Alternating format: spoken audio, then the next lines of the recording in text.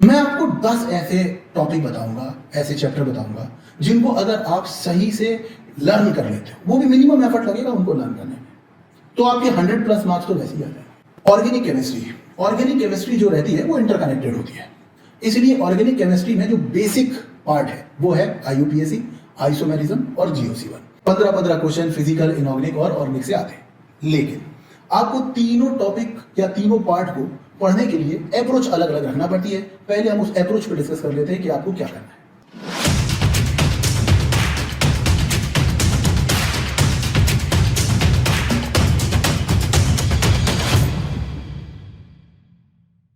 NEET की तैयारी करने वाले स्टूडेंट्स बायोलॉजी में 340 प्लस मार्क्स बहुत आसानी से ले आते हैं, लेकिन जब यही काम फिजिक्स और केमिस्ट्री में करना हो तो एड़ी और चोटी का जोर लग जाता है। आपके साथ ऐसा ना हो, इसलिए मैंने आपको फिजिक्स का एक वीडियो शेयर किया था जिसमें मैंने बताया था कि आप मिनिमम एफर्ट के साथ 140 प्लस मार्क्स किस तरह से अचीव कर सकते हैं। इस वीडियो को बच्चों का बहुत प्यार मिला। आप भी उसे देखना चाहें तो आई बटन में उसकी लिंक है, आप देख सकते हैं। और फिर उन्होंने मुझे कई मैसेज और ईमेल लिखे जिसमें उन्होंने बोला कि सर ये बहुत ही शानदार स्ट्रेटेजी थी जो आपने हमारे साथ शेयर की, मिनिमम एफर्ट में हमारे को मैक्सिमम आउटपुट मिल रहा है, लेकिन सर ऐसा ही वीडियो आप हमारे लिए केमिस्ट्री का भी बना दीजिए। जब मैंने सबसे पहले ये मैसेज पढ़े तो मेरे को लगा कि यार केमिस्ट्री में भी बच्चों को इतनी दिक्कत हो सकती है क्या? क्योंकि केमिस्ट्री जो है वो तीनों सब्जेक्ट में सबसे इजी भी है और सबसे छोटा भी है। उसका सिलेबस ही छोटा है।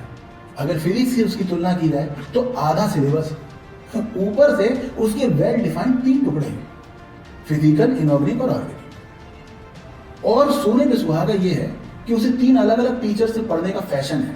मैं इसको फैशन ही बोलता हूँ, क्योंकि अगर फिजिक्स एक टीचर अकेला पढ़ा सकता है आपको पूरी, तो केमिस्ट्री भी एक टीचर आसानी से पढ़ा सकता है पूरी। लेकिन फैशन में कि हम इनऑर्गेनिक अलग टीचर से पढ़ते हैं, ऑर्गेनिक अलग टीचर से पढ़ते हैं और फिजिकल अलग टीचर से पढ़ते हैं। और फैशन को तो सभी लोग फॉलो करते ही हैं, तो फैशन है तो चले जा रहा है। मजेदार बात है कि 3 अलग अलग टीचर से आप केमिस्ट्री पढ़ते हो, 15-15 क्वेश्चन का टीचर पढ़ाता है और साल भर पढ़ाता रहता है। ऑर्गेनिक का टीचर शुरू करेगा, साल भर ऑर्गेनिक पढ़ रहे हैं, फिजिकल साल भर पढ़ रहे हैं, ऑर्गेनिक साल भर पढ़ रहे हैं। तीनों साल भर पढ़ने के बाद भी अगर हमारे केमिस्ट्री में मार्क्स नहीं आ रहे हैं, इसका मतलब कुछ ना कुछ तो प्रॉब्लम है। और आप माने या नहीं माने, माइंडसेट की प्रॉब्लम है, स्ट्रेटेजी की प्रॉब्लम है। अगर आप अपनी स्ट्रेटेजी को सही कर लेते हैं तो आप मिनिमम एफर्ट में बहुत शानदार स्कोर ला सकते हैं। कितना शानदार सर? मैं आपको 10 ऐसे टॉपिक बताऊंगा, ऐसे चैप्टर बताऊंगा जिनको अगर आप सही से लर्न कर लेते हो, वो भी मिनिमम एफर्ट लगेगा उनको लर्न करने में, तो आपके 100 प्लस मार्क्स तो वैसे ही आ जाएंगे। और आपको मैं 5 ऐसे मोस्ट इग्नोर्ड चैप्टर बताऊंगा जिनको अगर आप तैयार करना चाहते हैं तो आपको केवल 7 दिन का समय चाहिए, किसी टीचर की जरूरत नहीं है, कहानी की तरह पढ़ना है। और उन 7 दिनों में वो 5 चैप्टर को पढ़ के आप 30 प्लस मार्क्स एडिशनली ला सकते हैं। इसका मतलब 130 मार्क्स तो आपके मिनिमम एफर्ट में आ सकते हैं। और उसके बाद अगर आप इस स्ट्रेटेजी को 100% फॉलो कर लेते हो तो आपके 180 आउट ऑफ 180 मार्क्स भी बहुत आराम से आ जाएंगे, क्योंकि केमिस्ट्री इजीएस्ट सब्जेक्ट है। और ये मेरे कहने से मत मानिए आप कि केमिस्ट्री इजी है। आप एक काम कीजिए कि पिछले 20 साल का एनालिसिस उठाइए, किसी भी कोचिंग, बहुत सारी स्थापित कोचिंग है जो पिछले 20-20, 30-30 साल से चल रही है, उनकी वेबसाइट पर जाइए और पिछले 30 साल का एनालिसिस पढ़ लीजिए कि पिछले 30 साल में, पिछले 20 साल में जो केमिस्ट्री का जो पेपर आया उसको रेटिंग क्या दी है उन्होंने, कि क्या ये पेपर इजी था, टफ था, कैसा था। आपको फिजिक्स मिल जाएगा कि टफ था, बायो मिल जाएगी कि टफ था, लेकिन आप केमिस्ट्री का एनालिसिस उठाकर देखेंगे तो पिछले 20 साल का एनालिसिस देखने पर आपको यही मिलेगा कि या तो पेपर इजी आया था या वेरी इजी आया था। आप सोचिए, एक तो सब्जेक्ट सबसे छोटा है, 3 वेल डिफाइंड हिस्से हैं, हमें पहले से पता है किसमें क्या आ रहा है, 3 अलग अलग टीचर से पढ़ रहे हैं, बावजूद इसके पेपर की रेटिंग इजी या वेरी इजी आ रही है। इसका मतलब है कि इसमें स्कोर करना आसान है।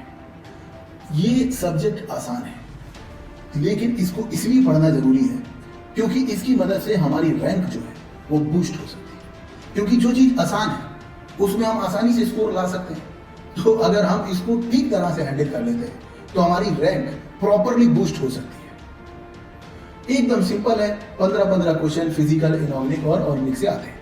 लेकिन आपको तीनों टॉपिक या तीनों पार्ट को पढ़ने के लिए अप्रोच अलग अलग रखना पड़ती है। पहले हम उस अप्रोच को डिस्कस कर लेते हैं कि आपको क्या करना है। फिजिकल में थोड़ा पोर्शन जो है वो मैथमेटिकल होता है, तो आप एक मेडिकल स्टूडेंट होने के नाते, मैथमेटिकल अप्रोच कम होने के नाते आपको ऐसा फील होता है कि आपको हैंड होल्डिंग की ज़रूरत है। सही बात है, क्योंकि आपकी मैथमेटिकल एबिलिटी थोड़ी कम होती है तो आपको ऐसा लगता है कि मुझे हैंड होल्डिंग की ज़रूरत है। लेकिन अगर आप इसको फिजिक्स से कंपेयर करें तो फिजिकल केमिस्ट्री अगर फिजिक्स मेरा पूरा शरीर है तो फिजिकल केमिस्ट्री एक बाल के बराबर होगी। यानी इसकी ये इतनी टफ नहीं है। हाँ, लेकिन क्योंकि उसमें थोड़ी मैथमेटिकल एबिलिटी की जरूरत पड़ती है तो आपको प्रॉपरली हैंड होल्डिंग की किसी टीचर की जरूरत पड़ती है जो आपको प्रॉपरली पढ़ा दे और फिर आप इसको समझ पाए।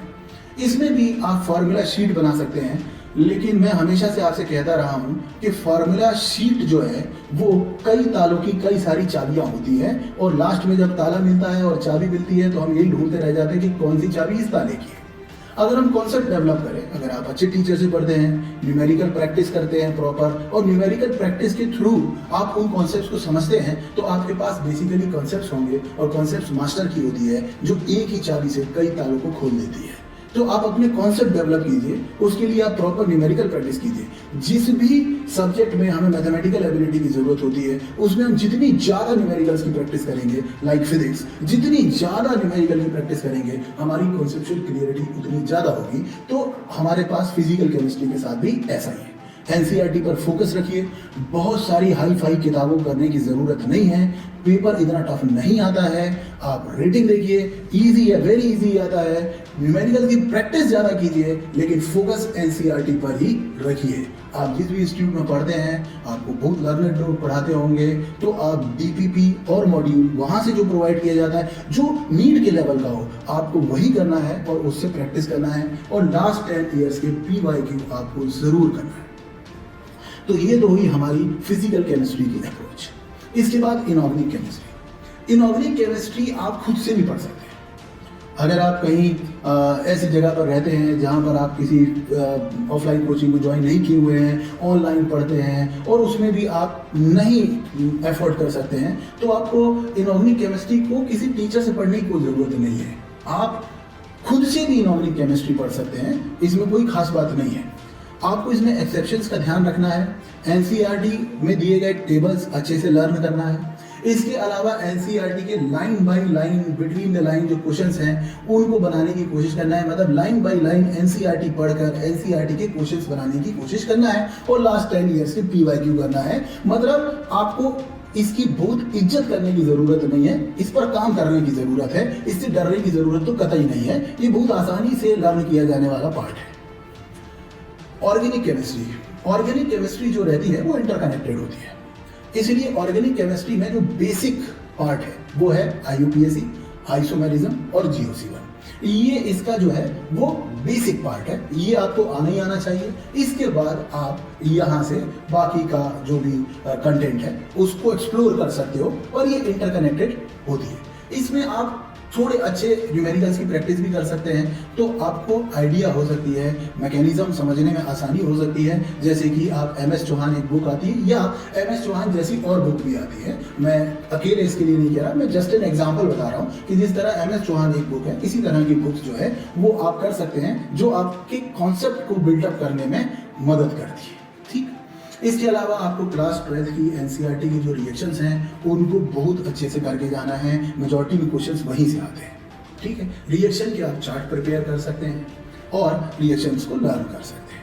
ये हुई हमारी अप्रोच ऑर्गेनिक केमिस्ट्री को पढ़ने की। तो तीन इंडिपेंडेंट डिपार्टमेंट, तीनों को क्रैक करने, तीनों को लर्न करने की अलग अलग स्ट्रेटेजी। अब आते हैं हम सबसे इंपॉर्टेंट चीज पर, जो है वेटेज। वेटेज अगर आप देखो किसी भी सब्जेक्ट में आप जो पढ़ रहे हो उसमें महत्वपूर्ण क्या है।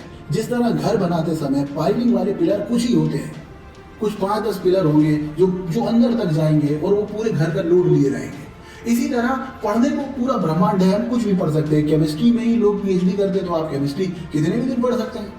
लेकिन जहाँ तक हमारे सिलेबस का सवाल है उसमें केमिस्ट्री बहुत इजी आती है, और केमिस्ट्री में अगर आप समझ लें कि वेटेज किस टॉपिक का कितना है, तो ये मैं आपके लिए एकदम रिसर्च करके एनालाइज करके लेकर आया हूँ। आप देखेंगे यहाँ पे तो फिजिकल केमिस्ट्री के मैंने आपको सारे टॉपिक्स दे रखे हैं। आप यहाँ से भी स्क्रीनशॉट ले सकते हैं, या फिर मेरा जो टेलीग्राम चैनल है जिसका हैंडल है @the MJ सर, आप वहाँ पे सर्च कर सकते हैं और आपको इसका जो है वो PDF मिल जाएगा। तो आप यहाँ से अपनी स्ट्रेटेजी प्लान कर सकते हैं, क्योंकि मैंने आपको क्वेश्चन ही बता दिए हैं कि लगभग किस टॉपिक से कितने क्वेश्चन आते हैं। वो 10 जो यूनिट है, 10 जो चैप्टर हैं, उनके बारे में अभी लास्ट में बताऊंगा आपको, और उन 5 के बारे में भी। ये तो मैंने पूरी ही फिजिकल केमिस्ट्री जो है उसके बारे में आपको बता दिया है कि किस चैप्टर से लगभग कितने क्वेश्चन आते हैं। तो आप जिस जगह पर आपको आसानी है, आप वहाँ जो चैप्टर आपको आसानी से समझ में आ जाते हैं, आप फटाफट उनको देख सकते हैं। इसके अलावा आप इनऑर्गेनिक केमिस्ट्री का भी मैंने आपके लिए चार्ट प्रिपेयर कर दिया है, और ऑर्गेनिक केमिस्ट्री का भी चार्ट प्रिपेयर कर दिया है। इनको आप यहाँ से स्क्रीनशॉट लेकर भी निकाल सकते हैं, और टेलीग्राम चैनल पे जाकर भी आप इसको प्राप्त कर सकते हैं। अब देखिए, मैं आपको बताने जा रहा हूँ वो 10 चैप्टर जिनको अगर आप कर लोगे तो आप 100% 100+ मार्क्स तो लेकर आ ही जाओगे। लेकिन उसके भी पहले मैं आपको बताने जा रहा हूँ वो 5 चैप्टर जिनको आप 7 दिन में कर सकते हो, क्योंकि इन 5 चैप्टर में से केवल थ्योरेटिकल क्वेश्चन आ रहा है, आपको न्यूमेरिकल कुछ करने की जरूरत नहीं है, और आपको केवल NCERT कहानी की तरह पढ़ना है। NCERT उठाइए, कहानी की तरह ये 5 चैप्टर पढ़ लीजिए, लास्ट में करेंगे उसकी बजाय अभी कीजिए, और इनके PYQ कर लीजिए, तो आपको एकदम कंफर्म हो जाएगा कि आपके 30 मार्क्स तो कहीं गए। अब ये 5 चैप्टर कौन से हैं? एक तो है आपका सॉलिड स्टेट, एक है आपकी सरफेस केमिस्ट्री, एक है आपका पॉलीमर, एक है केमिस्ट्री इन एवरीडे लाइफ, और एक है एनवायरमेंटल केमिस्ट्री। ये 5 चैप्टर जो है इसमें से थ्योरेटिकल क्वेश्चन आता है, और थ्योरेटिकल क्वेश्चन एक 2 क्वेश्चन इनमें से आ जाता है, यानी 30 मार्क्स के क्वेश्चन जो है वो तो बिल्कुल थ्योरेटिकल आ रहे हैं। मतलब आपको जैसे स्टोरी पढ़ते हैं ना, वैसे इस किताब को पढ़ लेना है NCERT को, ये 5 टॉपिक के लिए, तो आपके 30+ मार्क्स तो तैयार हो गए। अब बचे वो 10 चैप्टर्स, और देखिए केमिस्ट्री में सब इजी ही होता है, केवल दिल से डर निकालने की बात है, केवल डर निकालिए और सब कुछ इजी है, ठीक है। तो आप देखिए GOC से 4 से 5 क्वेश्चन आ जाते हैं, केमिकल बॉन्डिंग, अब जैसे P ब्लॉक से ही 4 से 5 क्वेश्चन आ गए। आपको क्या लगता है, आप P ब्लॉक अकेला पढ़ोगे तो कितना टाइम लग जाएगा? आप खुद से ही पढ़ते हो मान लो, तो थोड़े से तो एलिमेंट है, आप P ब्लॉक पढ़ोगे तो 7 दिन पे पढ़ लोगे ज़्यादा से ज़्यादा, लेकिन 7 दिन पढ़ने के बाद भी आपके 4 से 5 क्वेश्चन सही हो गए। इसी तरह अगर आप इन 10 चैप्टर्स को बना लेते हो तो आपके 100+ मार्क्स जो है वो तो कहीं पे भी नहीं गए, वो 100% आ जाएंगे। इसी तरह के रिसर्च बेस्ड और एनालिसिस बेस्ड वीडियोस हम नीट एस्पिरेंट्स की मदद करने के लिए लाते रहते हैं। तो आप भी अगर एक ट्रू नीट एस्पिरेंट हैं तो हमारे चैनल को सब्सक्राइब कर लीजिए। मिलते हैं अगले ऐसे ही किसी वीडियो में, तब तक के लिए गॉड ब्लेस यू।